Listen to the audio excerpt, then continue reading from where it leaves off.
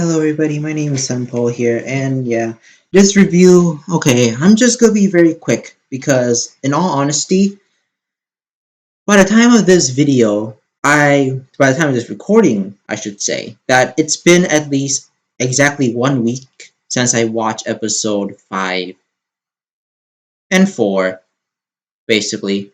So like episode 4 released and then I did a review on that, and then 2 days later, because like the time episode 4 released, I watched it instantly. And then later, episode 5 released 2 days after that. And now episode 6 released, how can I say, like 3 a week, basically after that. Upload schedule is pretty inconsistent. So that's why I'm going to put this, by the time this video, it was been at least a week or a few days since episode 5. But I am uploading this video along with reviews of episode 4 and 5 because, in all honesty, I have a packed schedule myself and all that other stuff, right? Okay, I'm only going to show you guys a couple of screenshots, but the first one here is basically at the end. How I'm going to say this, we got to know that this is officially Weiss's dream realm, and every action that Weiss has in this realm is exactly how it sounds. She is trying to actually prove herself, her worth, to have the family honor and family name. I get the feeling that they might actually try to copy a certain character, maybe, of another fictional series, but like that's a whole chestnut of its own. But I'm just gonna say this. Let's talk about just the differences here. The fight scenes. The fight scenes are 100% much more better than the other fight scenes from the show so far. It's a major improvement. More faster, more stuff happening, action.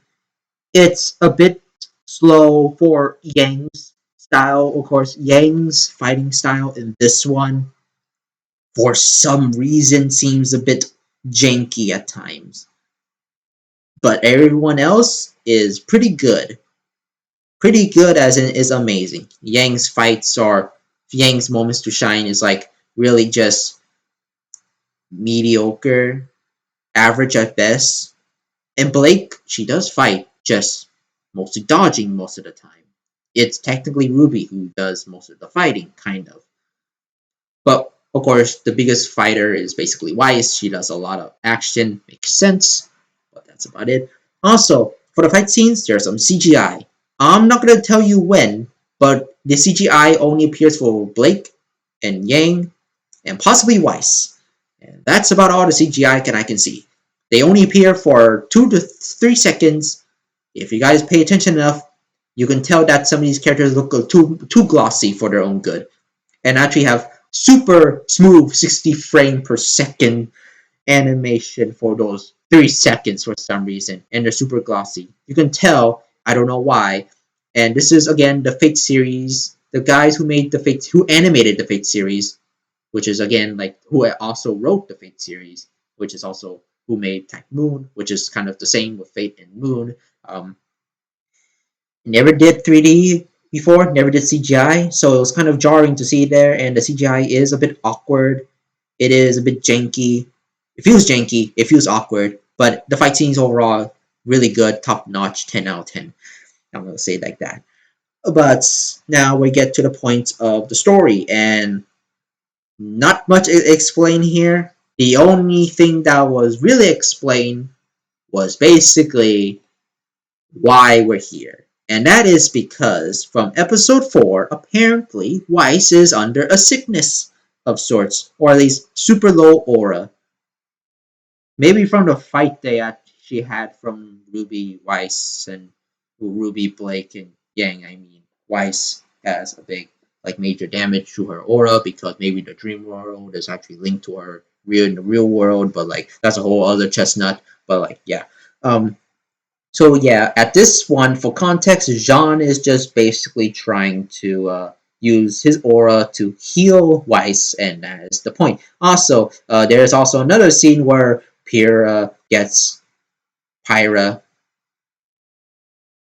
You know, the more I think about it, I always call Pyrrha, but it could be Pyra. No, it's Pyrrha. I think it's Pyrrha. Because I always call her Pyrrha, but nobody corrects me. but they understand who I'm talking about. So maybe I don't need to correct myself, but I really don't know. Either way, her face is actually, there's another creepy face there. Much more creepy, much more suggestive, maybe. Looking at her, looking at John's ass. Not gonna lie, but like, yeah. Kind of like that. Yeah, I get the feeling for those eyes. I mean, like, that's how I feel. Maybe she's seeing from behind him. So, like, yeah, that's about it. But either way, um, everything else, yeah, we do get a scene of Sun with Blake, and it's similar to the scene in the original series on Blake's insecurities and her personal growth on trying to fit in. Unfortunately, now it's like I really just despise myself because of how bad my life is and how bad Weiss is and how racist she is, and then like I kind of hate humans because they hate fondnesses and stuff like yada yada yada. But yes, we heard this before, but in this tone, it's more serious, more vigor, and that is a good thing because it gives her more character than just being the serious female protagonist that has no emotions whatsoever from episode 1 and 2. Yeah. So we have more character for her.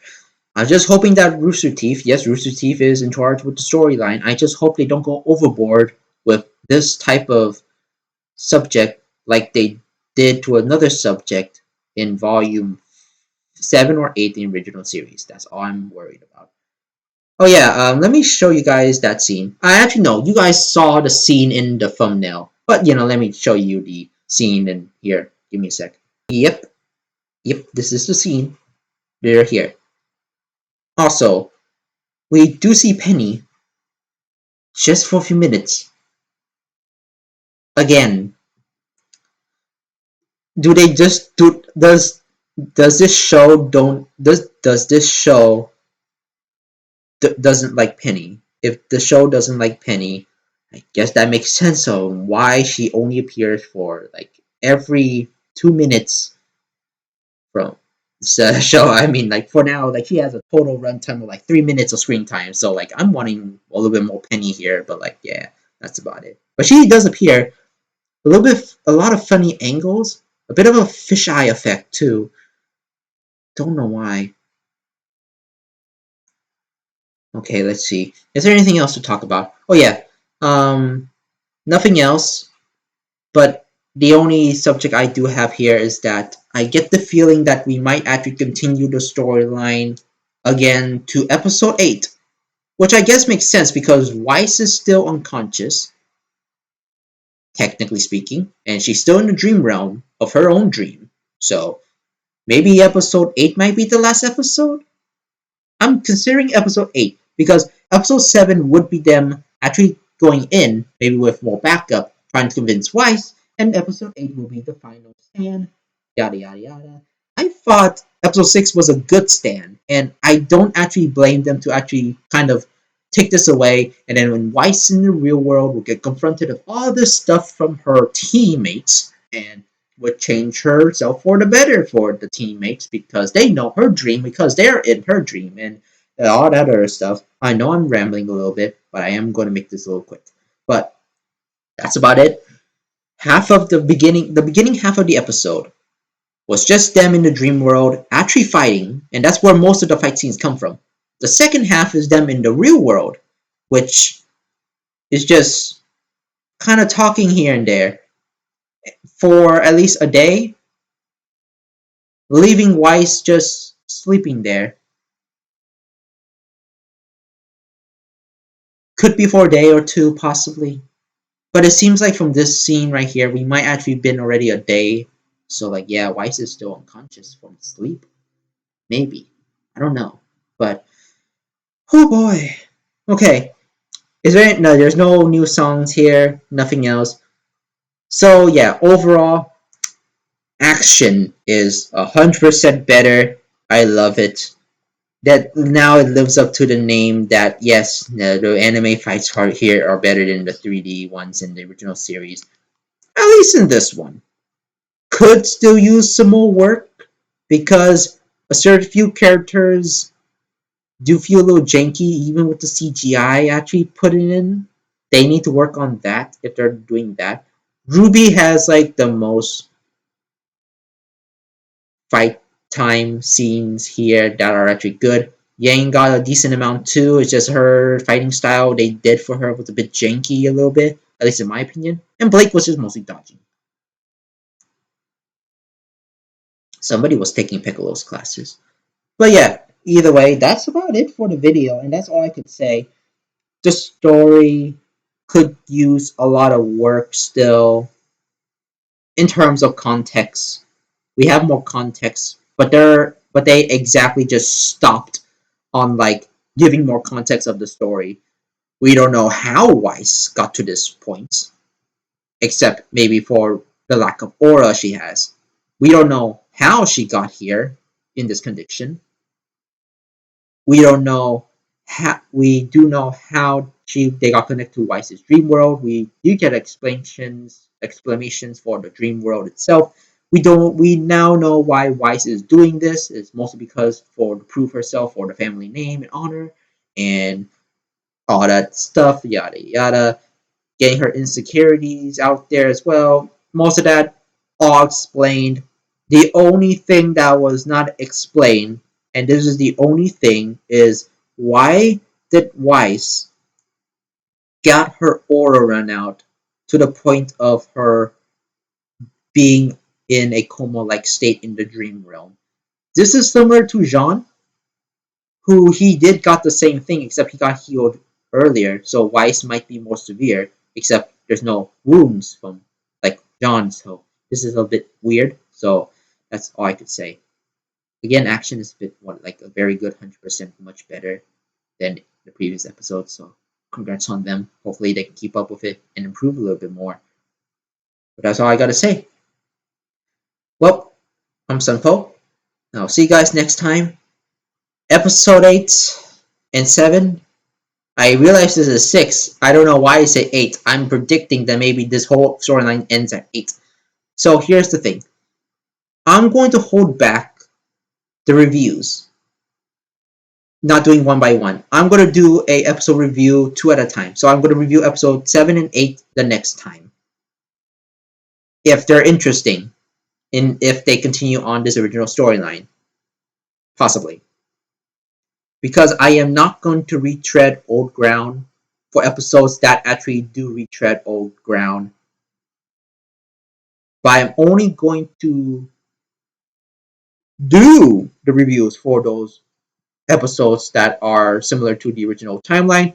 If there's some significant difference, enough significant differences, multiple significant differences, I have to emphasize that, then I would do a review.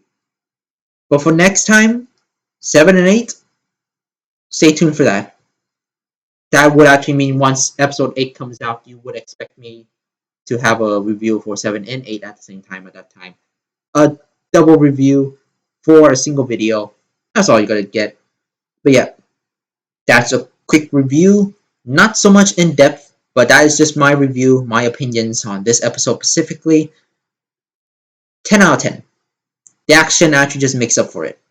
I would have put it at 9.5, but the action was just so good. The reason why it's originally a 9.5, like explained, there's only one major question that was never been answered about Weiss is how she get to this condition in the first place. But anyways, I'll see you guys later on a double review for 7 and 8. Hopefully they don't release the next day or so by the time of this recording. So yeah.